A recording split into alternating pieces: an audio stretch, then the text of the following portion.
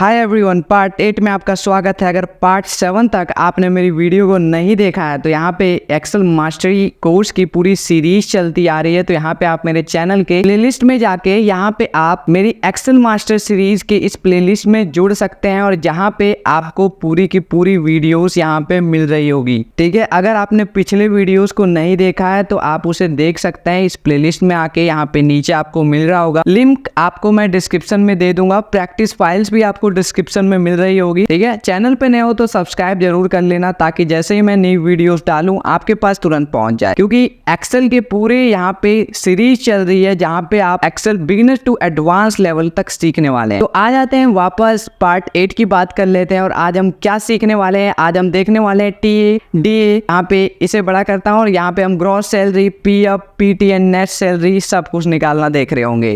TA यहाँ पे यार पिछली वीडियोस में हमने यानी कि पार्ट 7 में हमने एचआरए तक देखा था कि एचआरए को कैसे निकालना है, यानी कि हाउस रेंट अलाउंस को। आज हम बात कर रहे होंगे टीए यानी कि ट्रैवल अलाउंस को कैसे निकाला जाता है। तो गाइस, ट्रैवल अलाउंस जो कि है फिक्स्ड बेसिक के बेसिस पे निकल रहा होता है। फिक्स्ड बेसिक जो यहाँ पे हमें दिया गया है, यहाँ पे अगर मैं स्लाइड करके दिखा दूं तो गाइस फिक्स्ड बेसिक का जो आपका 1 मंथ का सैलरी है हाफ अमाउंट, यानी कि यहाँ पे 30,000 है, उसका हाफ अमाउंट क्या होने वाला है 15,000। डेफिनेटली 15,000 जो हमारा फिक्स्ड बेसिक होने वाला है, यानी कि फिक्स्ड बेसिक का हाफ जो होने वाला है अमाउंट 15,000। ठीक है, अगर इसका 25,000 है तो इसका 12,500 जो हाफ होगा। ठीक है, ये सैलरी 12 मंथ के लिए बांटी जाएगी। 12 मंथ यानी कि इसको अगर मैं डिवाइड बाय 12 करूं, जो आंसर आ रहा होगा वो हमारा ट्रैवल अलाउंस होगा। ठीक है, यानी कि ट्रैवल करने का भत्ता जो कि सरकार द्वारा दिया जाता है आप। सो यार, और हमारे ट्रैवल अलाउंस में अभी जो एक्ट निकला है उसमें आप 9,600 आपको दिखाना होता है। ठीक है, ट्रैवल अलाउंस मतलब इससे अगर ऊपर दिखाते हो तो आपको जो भी इसके ऊपर का जो भी होगा, ठीक है, इससे ऊपर जितना भी आप दे रहे होंगे ट्रैवल अलाउंस उस पे आपका टैक्स कटेगा। ठीक है, और अगर आप 9,600 दिखा रहे हो तो इस पे आपको टैक्स नहीं कटेगा। ठीक है, ये आपका साल का होने वाला है। ठीक है, तो गाइज आपको यहाँ पे एनुअली 9,600 रुपीज आपको दिखाना है ट्रैवल अलाउंस में। ठीक है, अगर आप इससे ज्यादा दिखाते हैं तो इसके आगे का यानी कि जो भी हो रहा होगा इनकम वो आपका टैक्स उसमें आपको देना पड़ेगा। ठीक है, तो यहाँ पे हम टीए निकालना देख लेते हैं कि ट्रैवल अलाउंस को कैसे निकाला जाता है। तो ट्रैवल यानी कि या तो टीए निकालने के लिए जो हमने एचआरए में फॉर्मूला लगाया था, तो यहाँ पे यार एचआरए का जो फॉर्मूला था उसी को हम control A and control C से कॉपी करने वाले हैं, क्योंकि यहाँ पे भी हम नेस्टेड इफ का यूज कर रहे होंगे। यहाँ पे जस्ट आपको क्या करना है, यहाँ पे जस्ट आपको पेस्ट करना है उसी फॉर्मूला को और यहाँ पे जस्ट हमें कुछ चीजों को चेंज करना है। और यहाँ पे हम क्या कर रहे होंगे, यहाँ पे हम ट्रैवल अलाउंस दे रहे होंगे, स्किल पर्सन को ज्यादा दे रहे होंगे डेफिनेटली और सेमी स्किल को कम। और यानी कि बाद में जो कि पियोन्स, लेबर्स, ये सब अनस्किल वाले होते हैं उन्हें और भी कम ट्रैवल अलाउंस मिल रहा होगा। तो अगर बात कर लें स्किल पर्सन्स की तो हम स्किल पर्सन्स को यहाँ पे दे रहे होंगे 10% ट्रैवल अलाउंस। ठीक है, एंड सेमी स्किल पर्सन को, ठीक है, यहाँ पे अगर D2 = सेमी स्किल है, पिछली वीडियोस में हमने बात किया। अगर आपने नहीं देखा है प्लेलिस्ट जरूर जाके देखिए। ठीक है, चैनल पे जरूर सब्सक्राइब करिए ताकि नई वीडियोस आपको अपडेटेड मिलती रहे। ठीक है, अगर सेमी स्किल है तो उसे हम दे रहे होंगे यहाँ पे 8% का ट्रैवल अलाउंस। ठीक है, और यहाँ पे अगर कुछ भी नहीं है, इन दोनों में से अगर कुछ भी नहीं है तो डेफिनेटली वो अनस्किल में जाएगा। तो अनस्किल वाले को हम दे रहे होंगे यहाँ पे 6% का टीए यानी कि ट्रैवल अलाउंस। यहाँ पे जैसे ही हम एंटर मार रहे होंगे, यहाँ पे देखिए इन्हें 3,000 मिला है। यहाँ पे मैं डबल क्लिक करता हूँ एंड इसे हटा लेते हैं। ठीक है, तो यहाँ पे हमारा रिजल्ट यहाँ पे आ गया ट्रैवल अलाउंस का। और अगर हम बात करें तो देखिए ये इनका 3,000 है। ठीक है, और हमें एनुअली कितना दिखाना है 9,600। इक्वल का साइन दो एंड अगर मैं 3,000 को मल्टीप्लाई करूँ 12 से यानी कि 1 ईयर में, ठीक है, 1 ईयर में अगर मैं दिखाना चाहूँ तो देखिए 36,000 आ रहा है। ठीक है, तो अगर 36,000 मेरा आ रहा है यानी कि समझ रहे हो, इसमें से क्या करेगा गवर्नमेंट, इसमें से वो 36,000 में से माइनस कर रही होगी गवर्नमेंट इसे 9,600 को। ठीक है, एंड यानी कि 26,400 में आपको टैक्स भरना पड़ेगा। ठीक है, यहाँ पे हमने नॉर्मली निकालना सीखा कि कैसे हमें ट्रैवल अलाउंस निकालना है और हमने ये भी समझा कि ट्रैवल अलाउंस को कैसे निकालते हैं। ठीक है, सेम फॉर्मूला यहाँ पे लग रहा था और ट्रैवल अलाउंस के बारे में मैंने ये भी आपको बताया कि आपको एक साल में, यानी कि जो ठीक है, एक साल में आपको 9600 ट्रेवल अलाउंस नॉर्मली देना होता है, जिसपे आपको कोई भी टैक्स नहीं देना पड़ेगा। और अगर इससे ज्यादा ट्रेवल अलाउंस अगर आप दे रहे हैं, ठीक है, उसमें आपको 9600 एनुअली है। एनुअली टोटल मिला के आपको इतना देना है, एनुअली है ये, ठीक है। एनुअली में आपको इतना टोटल देना है, ठीक है। यानी कि जस्ट अज्यूम करिए कि 9600, यानी कि अगर मैं इसे 9600 को डिवाइड करूं 12 से, तो आपको यानी कि 1 ईयर में 1 मंथ में ओनली 800 रुपीज आपको ट्रेवल अलाउंस में देना होता है, ठीक है। और अगर इससे जिन्हें ज्यादा मिलता है, ठीक है, देना ये कंपलसरी नहीं है, जस्ट मैं रूल बता रहा हूँ, ठीक है, कि अगर इससे आप ज्यादा देते हैं तो आपको टैक्स देना पड़ेगा। यहाँ पे हमने देखा कि टीए कैसे निकालना है, अब आते हैं डीए कैसे निकालना है। डीए यानी कि डियरनेस अलाउंस, जो कि होता है महंगाई भत्ता, ठीक है। तो महंगाई भत्ता कैसे निकालते हैं, इसे मैं जूम करता हूँ। सो यहाँ पे हम डीए निकालना देख लेते हैं। तो डीए की अगर बात करें तो डीए निकालने के लिए हम क्या कर रहे होंगे, डीए निकलता है गाइस जो भी आपका करंट मंथ बेसिक है, करंट मंथ बेसिक आपका जो भी अमाउंट है, उसमें आपका आधा, जो भी उसका जो आधा अमाउंट होगा, यानी कि हाफ अमाउंट होगा, उसे हम 12 से जब डिवाइड करेंगे तो वो हमारा डियरनेस अलाउंस होता है, यानी कि महंगाई भत्ता होता है। तो महंगाई भत्ता को निकालने के लिए यहाँ पे सबसे पहले बता दूं कि रूल क्या होने वाला है। सो रूल को समझने के लिए आपको क्या करना है, सबसे पहले यहाँ पे मैं बता दूं कि अगर आपकी सैलरी ये, यानी कि जस्ट अज्यूम करिए सीएम बेसिक जो है आपका करंट मंथ बेसिक 26,000 है, तो इक्वल का साइन दे रहे होंगे एंड 26,000 जब हम लिखेंगे। तो यहाँ पे मैं रूल की बात करूं यार, तो सबसे पहले आपको इक्वल का साइन देना है और यहाँ पे जो भी आपका करंट मंथ बेसिक होगा, ठीक है, यानी कि S2, इसको आपको सबसे पहले हाफ करना है, ठीक है। जो भी आपका करंट मंथ बेसिक है उसे आपको हाफ करना है, यानी कि 2 से डिवाइड कर रहे होंगे तो डेफिनेटली इसका हाफ हो जाएगा, जो कि है 13,000। और 30,000 को आपको 12 मंथ से आपको डिवाइड करना है, ठीक है। तो अगर मैं इक्वल का साइन दूं और जस्ट इस 13,000 को 12 से डिवाइड करूं तो ये आपका डियरनेस अलाउंस निकलेगा, जो कि है 183 रुपीज। इसे अभी के लिए डिलीट करता हूं और यहाँ पे आपको डीए निकाल के, यानी कि डियरनेस अलाउंस को निकाल के दिखा देता हूँ। डीए यानी कि डियरनेस अलाउंस जो निकलता है वो सीएम बेसिक के बेसिस पे निकल रहा होता है। तो यहाँ पे हम इक्वल का साइन देंगे और यहाँ पे हम कर रहे होंगे क्या, यहाँ पे सीएम बेसिक यानी कि S2 को सिलेक्ट करेंगे और यहाँ पे हम 2 से डिवाइड करेंगे, यानी कि इसका हाफ अमाउंट, यानी कि 26,000 का जो भी आपकी सीएम बेसिक है उसका आपको हाफ अमाउंट जो भी होगा उसे आपको एनुअली देना है, ठीक है। तो एनुअली तो हम यहाँ पे दे नहीं रहे होंगे सैलरी, यहाँ पे हम मंथली देंगे, ठीक है। तो जस्ट इसको ट्राई टू अंडरस्टैंड करिए, ठीक है, कि क्या मैं कहना चाहता हूँ। जो भी आपका सीएम बेसिक होगा उसकी हाफ अमाउंट जितनी होगी उसे आपको एनुअली देना है, एनुअली बराबर देना है, यानी कि एक मंथ में कितना, सीएम बेसिक अगर 26,000 है, इसका हाफ करे 13,000 हो जाएगा, ठीक है। 13,000 को आपको एनुअली देना है, यानी कि 12 मंथ्स में देना है आपको, ठीक है। 12 मंथ्स में आपको 13,000 देना है। तो डेफिनेटली आप 13,000 को 12 से यहाँ पे डिवाइड कर रहे होंगे। तो यहाँ पे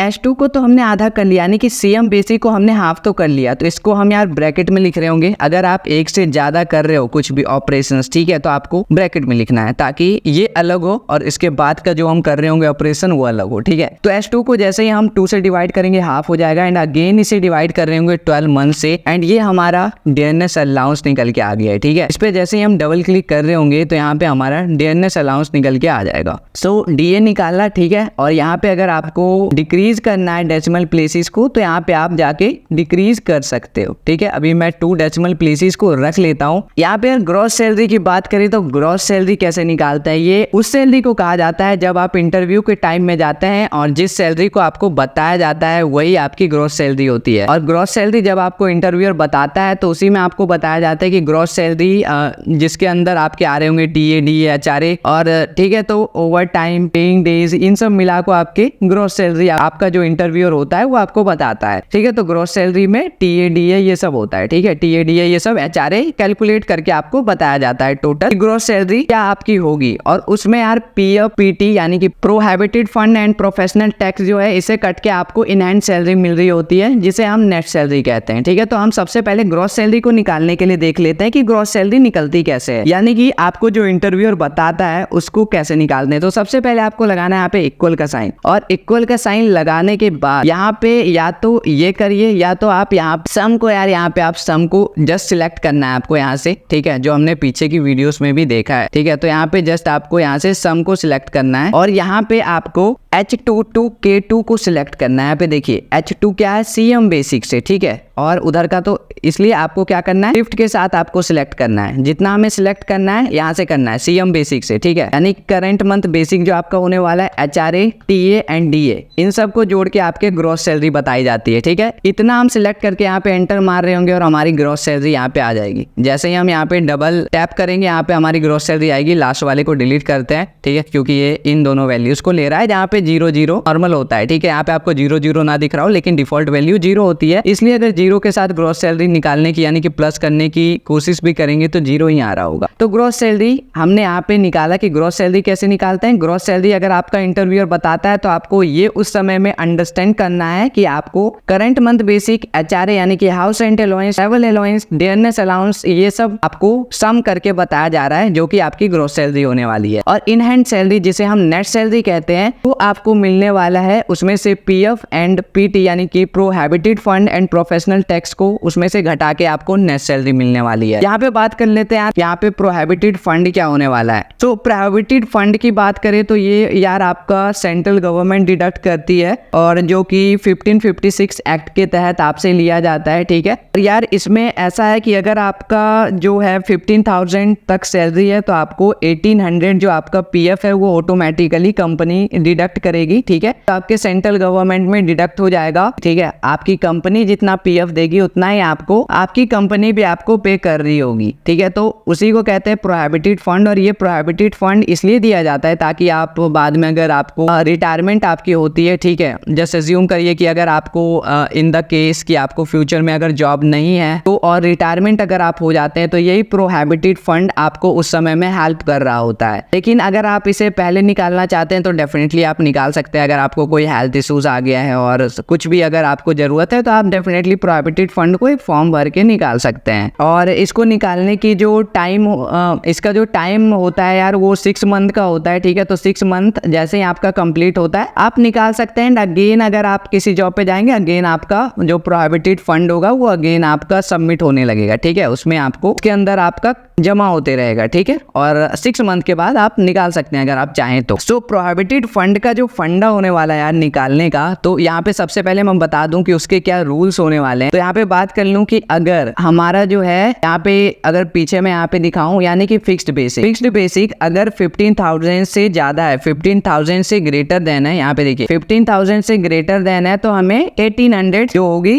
आपका डिडक्ट हो जाएगा, ठीक है। 15,000 में 1800 अगर 15,000 से ग्रेटर देन है आपकी सैलरी तो 1800 आपका डिडक्ट हो रहा होगा आपका प्रोहिबिटेड फंड। एंड अगर आपकी सैलरी जो है 7500 से और अगर आपका ये नहीं हुआ यानी कि 15,000 ऊपर नहीं है, ठीक है, यानी कि इससे नीचे है, आपका जो भी होगा फिक्स्ड बेसिक उसका 12% आपके प्रोहिबिटेड फंड में जा रहा होगा, ठीक है। तो इसको निकालने के लिए यार सबसे पहले हम क्या करने वाले हैं, देखिए यहाँ पे अगेन हम यहाँ पे इफ का यूज करने वाले। इफ लॉजिकल टेस्ट यहाँ पे क्या होने वाला है, लॉजिकल टेस्ट होने वाला है फिक्स्ड बेसिक यानी कि E2 इज ग्रेटर देन अगर है 15,000, ठीक है। यहाँ पे कॉमा देंगे वैल्यू ट्रू, अगर वैल्यू ट्रू होती है हमें 1800 यहाँ पे प्रोहिबिटेड फंड को देना है एंड अगेन कॉमा जिससे हम वैल्यू फॉल्स के आर्गुमेंट पे जंप कर रहे होंगे। अगर नहीं हुआ तो हम E2 यानी कि फिक्स्ड बेसिक को यहाँ पे मल्टीप्लाई कर रहे होंगे 12% से, यानी कि हम यहाँ पे 12% दे रहे होंगे, ठीक है, प्रोहिबिटेड फंड। जैसे ही हम यहाँ पे एंटर मार रहे होंगे यहाँ पे हमें प्रोहिबिटेड फंड यहाँ पे मिल चुका है, ठीक है। यहाँ पे आप डबल क्लिक करिए, यहाँ पे ड्रैग एंड ड्रॉप करिए, आपका आंसर यहाँ पे आ रहा होगा, सब फिक्स्ड बेसिक के यहाँ पे आ रहा होगा। आपने समझा यहाँ पे क्या सिनेरियो दे रहे हैं। अगर आपकी सैलरी, ठीक है, अगर आपकी सैलरी 15,000 से ग्रेटर देन है देन आपको 1800 मिल रहा होगा, ठीक है। 1800 आपको प्रोहिबिटेड फंड वहां पे जमा हो रहा होगा ऑटोमेटिकली, ठीक है। अगर आपका से नीचे होगा तो आपका 12% सैलरी की डिडक्ट हो रही होगी, ठीक है। जो भी आपका फिक्स्ड बेसिक है उसका 12% आपका प्रोहिबिटेड फंड मिल रहा होगा। अब बात करते हैं पीटी की। पीटी यानी कि प्रोफेशनल टैक्स, ठीक है। प्रोफेशनल टैक्स उन लोगों का लगता है या प्रोफेशनल फंड उन लोगों का लगता है जो स्किल पर्सन है, जिनकी सैलरी ज्यादा है, और ये जो है स्टेट गवर्नमेंट डिडक्ट करती है, ठीक है, प्रोफेशनल एम्प्लॉयज के लिए होता है। और ये यार एक सिनेरियो में बना होता है। यहाँ पे मैं आपको सिनेरियो दिखा दूं कि क्या सिनेरियो होने वाला है, ठीक है। कि अगर ग्रॉस सैलरी जो है, ग्रॉस सैलरी पे ये प्रोफेशनल टैक्स लगेगा। ग्रॉस सैलरी क्या होती है? ग्रॉस सैलरी वो होती है जो इंटरव्यू के समय में बताई जाती है और उसमें से पीएफ एंड पीटी को डिडक्ट करके आपको इन हैंड सैलरी मिलती है जो कि नेट सैलरी होती है। आपको सिनेरियो क्या बताया गया प्रोफेशनल टैक्स को निकालने के लिए कि 10,000 है, अगर 10,000 से अगर ग्रेटर देन है उसका ग्रॉस सैलरी, सो आपको 200 यहाँ पे प्रोफेशनल टैक्स डिडक्ट करना है, ठीक है। स्टेट गवर्नमेंट ऐसा रूल बना रखी है, ठीक है। 75,000 से अगर आपका यहाँ पे ग्रेटर देन होता है तो 175 रुपीज आपका डिडक्ट हो रहा होगा, एंड अगर नहीं इससे भी कम है तो देन आपको 0 रुपीज डिडक्ट करना है।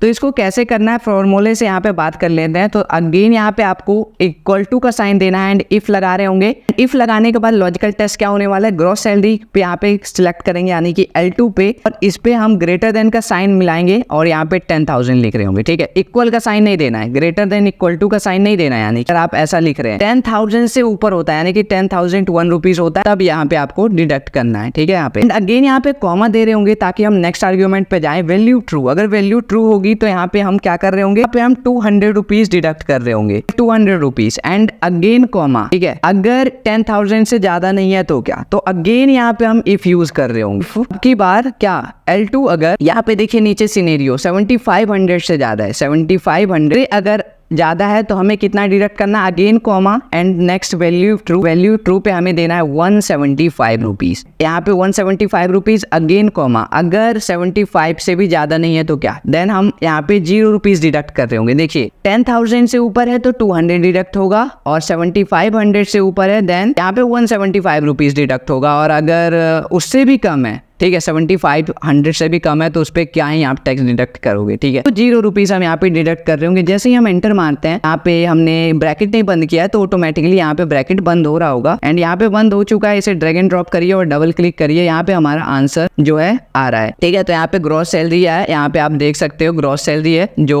7500 से सबकी ज्यादा है, इसलिए यहाँ पे 200 सबका आ रहा है। नेट सैलरी अब कैसे निकालते हैं, यानी कि नेट सैलरी वो सैलरी जो आपको इन हैंड सैलरी मिलने वाली है। तो नेट सैलरी को निकालने के लिए आपको क्या करना है यहाँ पे हम देख लेते हैं, और इस पार्ट का आज लास्ट टॉपिक भी होने वाला है कि नेट सैलरी निकालने के बाद ये पार्ट जो है इसका नेक्स्ट टॉपिक स्टार्ट हो जाएगा, ठीक है। सैलरी शीट यहाँ पे हम बना चुके होंगे। अगले पार्ट में हम बात कर रहे होंगे कि present days and over time को यहाँ पे फेच करके कैसे लाना है। यहाँ पे तो हमने मैनुअली भरा था पिछले पार्ट्स में, अगर आपने देखा हो तो, ठीक है। यहाँ पे हमने मैनुअली भरा था हैंड से, और हम अगले पार्ट में देखेंगे कि यहाँ पे हम प्रेजेंट डेज और ओवर टाइम को फेच करके कैसे ला रहे होंगे। तो नेट सैलरी निकाल लेते हैं। तो नेट सैलरी को निकालने के लिए अगेन आपको यहाँ पे इक्वल का साइन देना है, क्योंकि इक्वल से ही मैंने बताया था आपको कि इक्वल से ही फॉर्मूला और फंक्शन स्टार्ट होता है पिछली वीडियोस में भी। तो इक्वल का साइन देना है एंड अब आपको क्या करना है, ग्रॉस सैलरी में से, ठीक है, यानी कि L2 में से क्या माइनस करना है, L2 माइनस कर रहे होंगे, देन ब्रैकेट का साइन दीजिए PF प्लस PT, ठीक है, यानी कि प्रोफेशनल टैक्स, ठीक है। यानी कि हम ग्रॉस सैलरी में से इन दोनों को माइनस कर रहे हैं, ठीक है। प्रोहिबिटेड फंड और प्रोफेशनल टैक्स को हम माइनस कर रहे होंगे, एंड जैसे मैं एंटर दबाऊंगा यहाँ पे नेट सैलरी यानी कि आपकी इन हैंड सैलरी यहाँ पे आ रही हो, ठीक है। यहाँ पे आप ड्रैग एंड ड्रॉप करें तो आपकी इन हैंड सैलरी यानी कि नेट सैलरी निकल चुकी है। और आगे की वीडियोस में हम देख रहे होंगे यार कि प्रेजेंट डेज और ओवर टाइम अटेंडेंस सीट से कैसे फेच करके इस सीट में लाना है, ठीक है। एंड अगर आपको इसकी प्रैक्टिस सीट चाहिए तो आपको डिस्क्रिप्शन में मिल रहा होगा। अगर आपको कोई भी प्रॉब्लम आ रहा है एक्सेल ट्यूटोरियल की इस जर्नी में, कमेंट में जरूर लिखिए, मैं आपको जरूर रिप्लाई कर रहा हूँ, या फिर अगली वीडियोस में आपको उसका पूरा सॉल्यूशन बता रहा हूँ। तो मिलते हैं नेक्स्ट वीडियो में पार्ट 9 के साथ। Till then keep learning and keep exploring. Let's meet on next lecture.